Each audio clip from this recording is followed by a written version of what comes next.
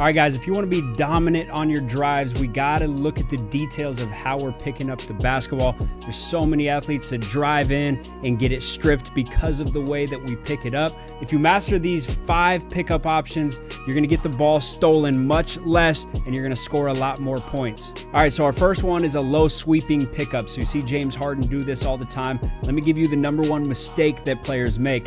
They come through, and when the help side defender reaches in, the ball bounces back up to their hip, and then they try to sweep low towards the floor. It's not gonna work. You gotta kill it low, and the lower he's reaching in, the lower I have to kill it. So after we sweep through, we got options. If you do feel that foul, obviously we got to go straight up, straight arms, sweep through, go straight into that layup so that we can get the foul, hopefully get that and one. So sometimes you'll see players like Kyrie come through with the 2 hands and then extend it to that inside hand to get a little bit of separation from this defender. So you would actually come to that inside hand and then either finish right hand, or if you have enough separation, like in this play, I actually switched back to the left. So it's tough to visualize. There's so many different situations that you can get to depending on where your defenders are. All right, our next one is the high pickup. So now if we got a defender really reaching low, like think about you got a small little scrappy guard coming in and he can get down 6 inches from the floor. Well, we're not going to be able to go under them. And so in that situation, we would pound and bring it to 2 hands over the head. So I'm getting nice and high.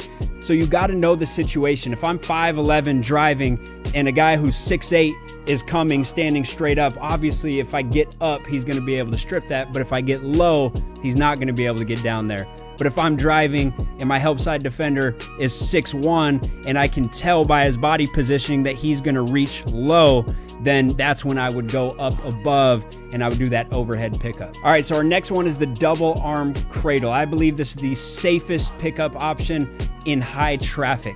So if I don't have space and I really got to get through defenders in a tight space, it is the safest way to just tuck it so that they can't even get a hand on the ball. And then once I'm at that last step and I'm ready to go up for my layup, then I just untuck and I finish. All right, our next one is a side pin. So this is similar to the double arm cradle, but now we're just cradling with 1 hand and I'm pinning it to the side of my body. So now we're less worried about that help side defender, right? If that help side defender is really reaching in, I don't want to get the ball to the side of the body. It's a little too dangerous.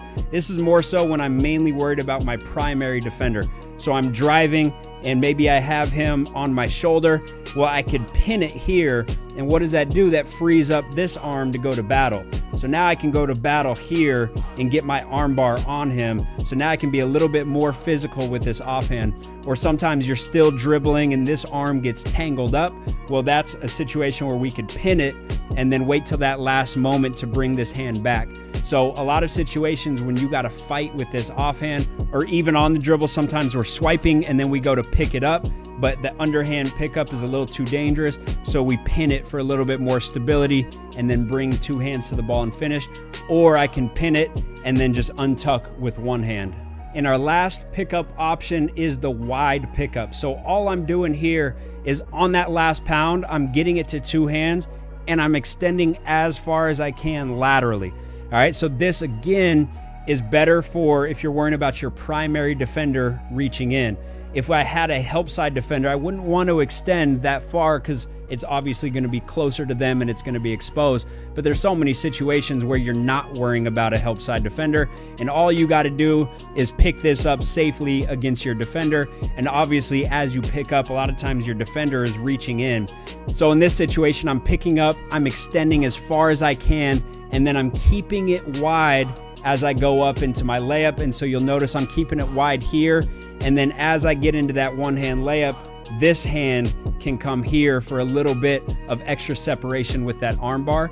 Now, sometimes people do well extending and then bringing it back for a little bit of rhythm and then extending again.